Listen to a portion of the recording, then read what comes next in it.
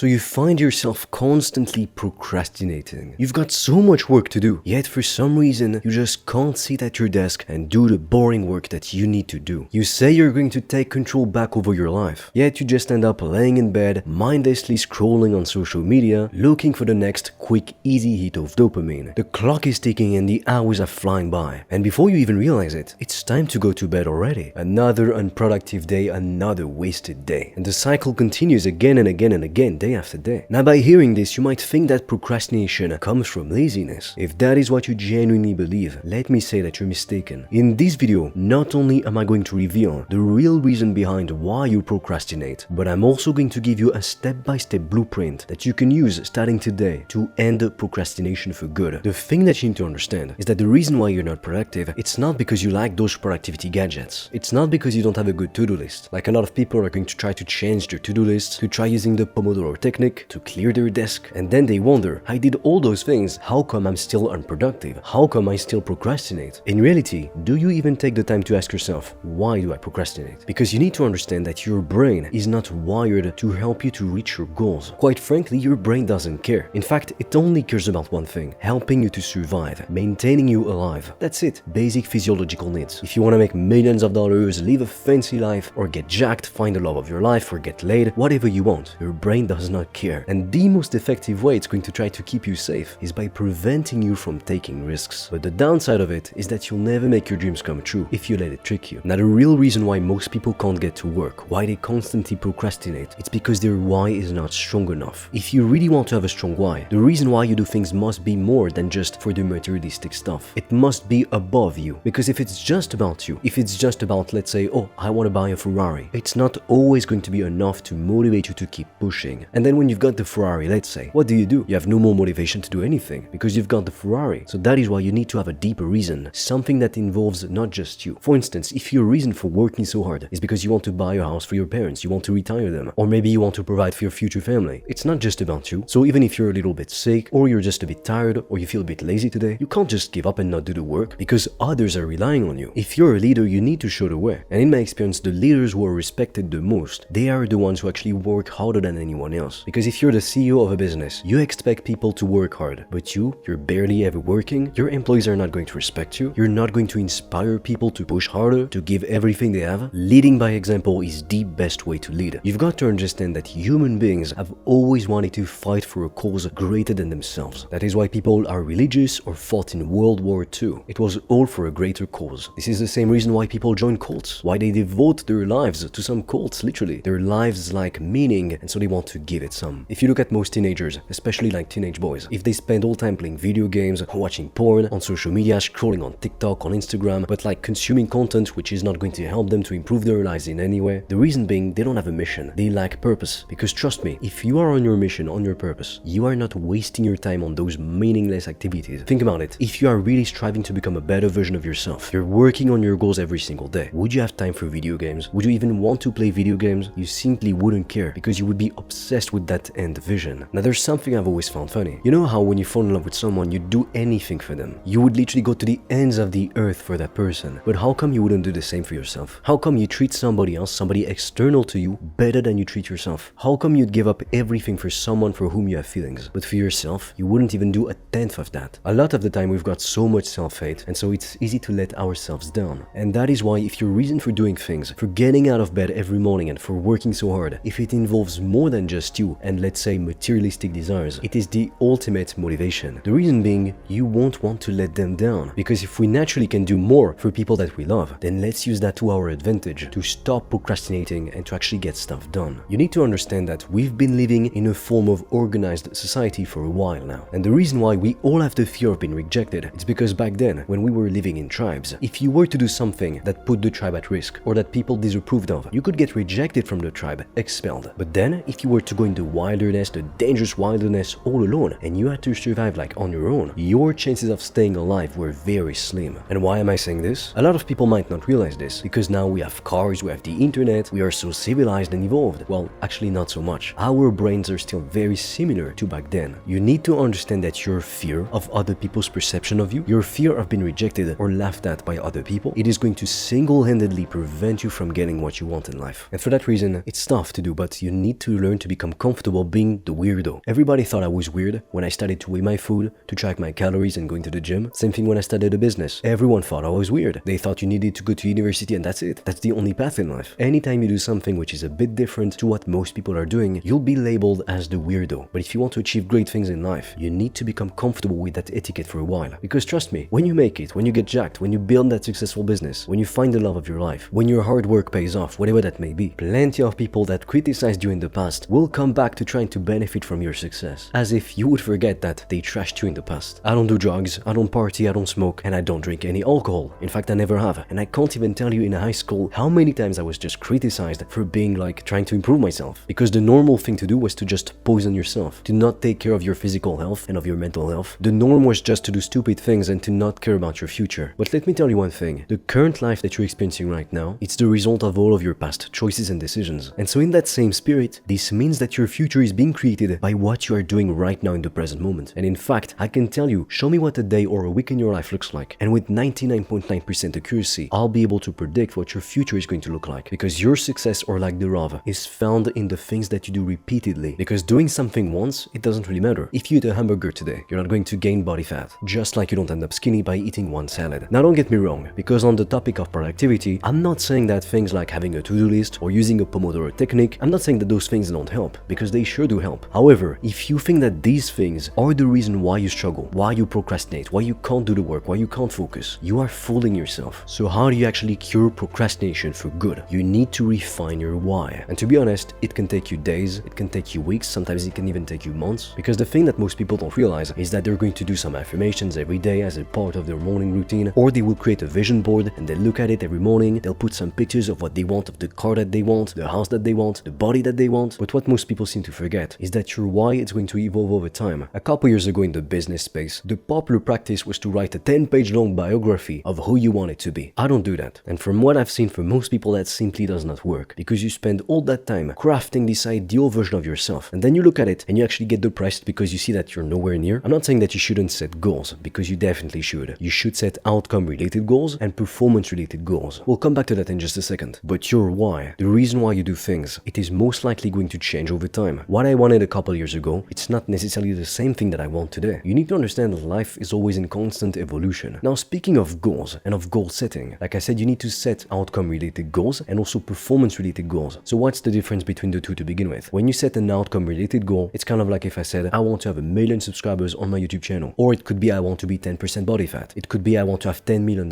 after tax in my bank account. That is an outcome-related goal. Now, it's great to have outcome-related goals, but honestly, they're not going to be enough to motivate you. The reason being, if you say, I want to have $10 million after tax, okay, that's a great goal. But if let's say you have nothing or you have $1,000 in your bank account, as you can see, there is a gigantic gap between where you are right now and what you want to have. And so every day when you see that you're barely getting closer to reaching that gigantic goal, it's not going to be motivating. That is why you need to set performance-related goals as well. Like some people say, you should not focus on the destination. It's all about the journey. So they tell you that you shouldn't even set goals. But that is stupid advice, because if you don't set goals, then what are you aiming for? How do you know if you're making progress or not? You need the outcome-related goals as a driving force to know what you're aiming for, to see if you're making progress. Because let's face it, the people who say, I want to make more money, I want to be better looking, I want to get in shape, those people oftentimes they don't actually achieve those goals, because they're not goals, let's face it, they're wishes. A goal is something which is precise, and usually it has a time limit. Like if you say, I want to make $10 million, okay, that's good, but what's the timeline here? When do you want your millions? Do you want them before 30 years old? Do you want to make 10 million total or per year? You need to be more precise with your goals. And then you need to understand the performance is directly related to the outcome. To give you an example, in the gym, if you want to be able to lift heavier, you'll need to become stronger to build muscle. So if your goal is to build muscle, the performance-related goal is just as important, because if you make sure that session after session, week after week, you're getting stronger, you're lifting more, you are progressing on your main lifts, naturally this will lead you to reaching your outcome-related goal, to building more muscle in this case. If your goal is to make $1 million a year, you could break that down into how many customers do I need to have per year, and then how many sales meetings would I need every year, every month, every week. And if you hit those performance goals, you will reach the ultimate goal. And many studies have shown that people who actually enjoyed the process, they focused solely on the day-to-day, they actually got a lot better results than the people who just obsess over the end goal. And the reason being, usually people who obsess over the end goal, they don't really care about the journey, about the process. They're going to do something that they hate, but because they hate it so much, they can't stick to it. So while the destination matters, make sure that you enjoy the journey, because it is what leads you to the destination procrastination after all. Now once that's done, once you have a strong why you do things, and once you set outcome-related goals and performance-related goals, the second most important thing to cure procrastination is to create a routine to follow day after day. Unlike they show us in movies, success is not this magical thing that happens after one big event. Your success or lack thereof is found in your daily routine. Like I said, show me what a day in your life looks like, a week in your life, and I'll tell you what your life is going to be like in a few years from now. You need to understand that your habits shape your life. Consistency equals results. You could reach out to one lead and not get a response. You could go to the gym and not get jacked tomorrow. I mean, you're not going to wake up the next day with 20 more pounds of muscle on your frame. Just like in business, you're most likely not going to wake up a multi-millionaire in 90 days from now. However, you need to be careful because you could be consistently doing the wrong thing. And if you do that, well, you won't get the results that you want. That is why, of course, you need consistency, but you also need to be doing the right thing. And you don't know what you don't know. That's why I read so many books on money, on personal finances. I watched video after video on YouTube on how to start a business, and I followed, trust me, every possible online course to start a business. Because it's the knowledge that you don't have that is holding you back. And that is why at Consulting Fastlane, we help ambitious people to start their own businesses. Our goal is to help as many people as possible to reach 6 figures a year with their online businesses and as quickly and as efficiently as possible. In fact, I've recorded a free video in which I analyze every popular online business model. Together we take a look at the pros, at the cons, and I'm also going to share with you the 3-step process that you can start using today to start your business and to get your first customers. If you're interested, the link is in the description below. And I'll grant you that habits are hard to implement at first, but then as you do them more and more, they become super easy. It's always the start which is the hardest. That is where most people quit. But look, it's never been easier to win. Just with a bit of discipline or focus, you are already ahead of 99% of people. Something that you can do to make the process of building habits and of sticking to habits easier is called habit stacking. For instance, personally, every morning when I wake up, I get my breakfast, then I go to the gym, then I take my hot and cold shower, so that's habit number 2, and then I go outside to expose myself to natural sunlight. That's habit number 3. Then after that, I go and do some deep work. That's habit number 4. So as you can see, it's a routine of following habit after habit, and it makes it very enjoyable. You can give yourself little rewards after or during you complete the habit. If you don't like exercising yet, this could be a nice post-workout meal. If you find it boring to just stand outside for 15 minutes to get some sunlight, to have more energy and to be more focused during the rest of the day, you can just be on your phone while you're doing that. Ideally, your entire day turns into a routine. Now it's no longer just a morning routine and night routine. And when you do that, trust me when I say that you'll be able to accomplish more than most people ever will. Because the thing that most people don't get is that it's not just about how many hours a day you work. It's about what you do during those hours. Countless studies have shown that most people, on the average 8-hour workday, they only really work for 2 to 4 hours a day. So a lot of people who have a job or who go to university, if you can just work 2 hours a day, a bit more on the weekends, you'll get ahead of 99% of people as long as you can focus. So find your why, set outcome and performance related goals, and create routines. Not just morning and night routines, but ideally turn your entire day into a routine. And if you do that, trust me, you'll never need to watch another video on how to cure procrastination, because you'll never procrastinate anymore. Now with that said, as always, if you want to start your own business, the link is in the description below, and I am waiting for you on the other side.